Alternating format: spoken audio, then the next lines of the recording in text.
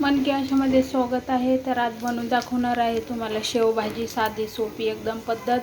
तर हे तेल आणि याच्यामध्ये जिरे आणि लसूण टाकलेला आहे फोडणीला. तो आता चांगला लाल झाला आहे.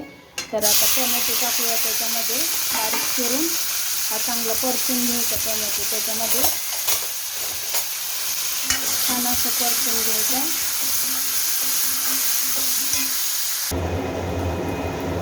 तर हे पहा, छान असं टोमॅटो चांगलं परतून घ्यायचं, एकदम असं शिजून चांगलं शिजला पाहिजे टोमॅटो, असं एकदम मऊ.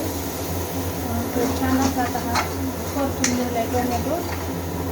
आता याच्यामध्ये टाकायचं आहे आपल्याला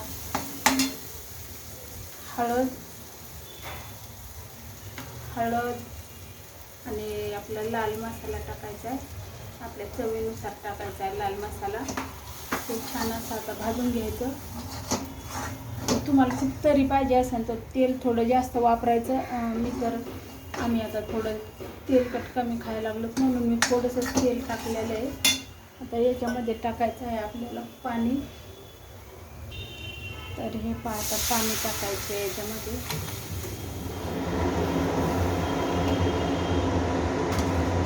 आपल्याला जेवढी भाजी बनवायची त्याप्रमाणे पाणी टाकायचं.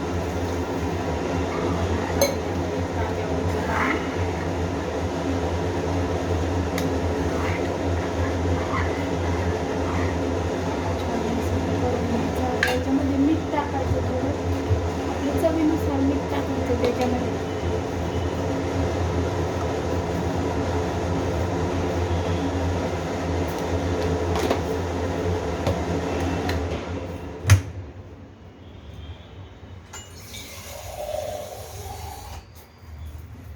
अजून थोडंसं पाणी टाकते,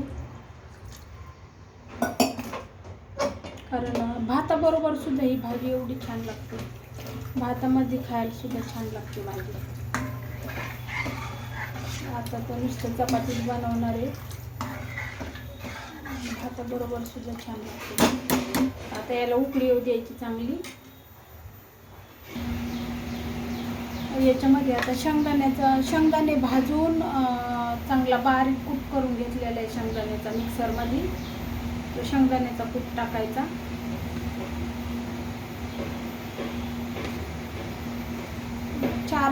चार चमच टाकलाय शेंगदाण्याचा कूट. आपल्याला जेवढं घट्ट बनवायची त्याप्रमाणे टाकायचं.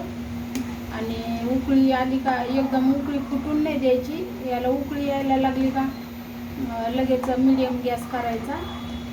म्हणजे याचं भाजीची तरी आहे ना, असं हे नाही होत, त्याची वितळत नाही. थोडीशी उकळी यायला लागली काच लगे गॅस बारीक करायचा मीडियम. छान असं कलर होते आला.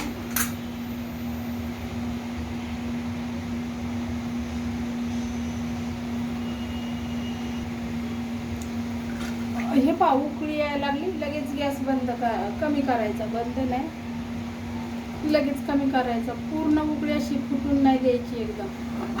आणि थोडासा खालीवर करत राहायचं.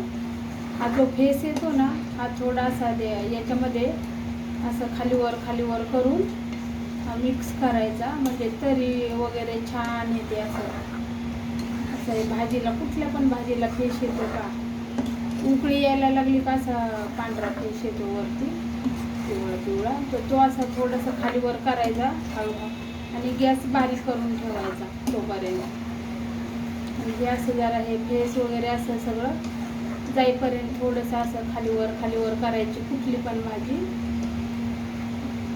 ते खूप गरजेचं आहे, असं आठवणीत राहणं. नाही तर काहींचं कसं भाज्यांना तरी वगैरेच येत नाही, खूप तेल वततात, काय करतात, पण बोलतात तरी येत नाही ते चांगली वरती.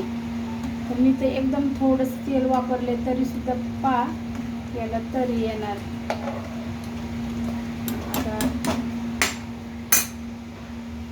ते आता झालं, गेला तो केस गेला की परत थोडं गॅस मोठा करायचा. आणि उकळी परत यायला लागली का मीडियम करून ठेवायचा. उकळी अशी वरती हे नाही जाऊ द्यायची. उकळी अशी पूर्ण वरती नाही येऊ द्यायची, तरच तरी येते आपल्या भाजीला. हे पहा आता उकळी फुटायला लागली ना का लगेच कमी गॅस करायचा. लगेच पूर्ण वरती अशी फुगून नाही येऊ द्यायची. आता एक 5 मिनटं छान हे सगळं उकळून द्यायचं मस्त. ही आपली भाजी उकळून द्यायची, नंतर त्याच्यामध्ये शेव टाकायची आपल्याला. तर चला हे पाहूया आता. चांगली 10 मिनिट छान अशी बारीक आचेवरती छान असा रस्सा शिजून दिला आहे हा. तर हे पहा अशा प्रकारे छान शिजली आहे भाजी. आता चला टाकूया. तुम्ही ज्याप्रमाणे शेव टाकताना हे पहा मी अशी जाडी शेव आणलेली आहे.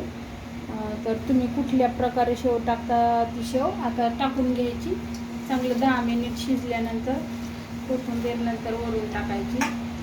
आता ही शेव टाकल्यानंतर आहे का थोडंसं 1-2 मिनटासाठी थोडी जरा उकळी आली की 2 मिनटं चांगली शिजून द्यायची शेव. फक्त 1 किंवा 2 मिनिट शिजू द्यायची आणि नंतर गॅस बंद करायचा. हे पहा 1 मिनिटभर शिजून देऊया आता याच्यामध्ये. याला पण उकळी आली की कमी करायचा गॅस. हे पहा उकळी आली आहे आता. उकळी यायला लागली आहे ना, तर आता पहा लगेच कमी करायचं. उकळी फुटू द्यायची नाही, कमी करायचं लगेचच. 1 मिनिटभरच चांगली उकळून द्यायची. आता ही शेव 1 मिनिटभर उकळू द्यायची फक्त. तर झालं आता 1-1.5 मिनिट छान असं शिजून दिली. आता त्याच्यावरती छान धुवून बारीक चिरून घेतलेली कोथिंबीर टाकायची आणि अशी झटकीपट झाली. 10 मिनिटामध्ये आपली भाजी तयार. तर हे पहा कशी झाली आहे आपली भाजी.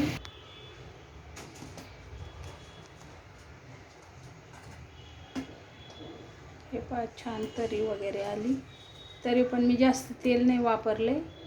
आम्ही तेल खायचं जरा कमी केलं आहे सध्या. तर हे पहा कशी छान एकदम दिसते मस्त शेवभाजी अशी. तर व्हिडिओ आवडल्यास नक्की कमेंट करून सांगा. व्हिडिओ पाहिल्याबद्दल खूप खूप धन्यवाद. नक्की अशी एकदा भाजी बनवून पहा.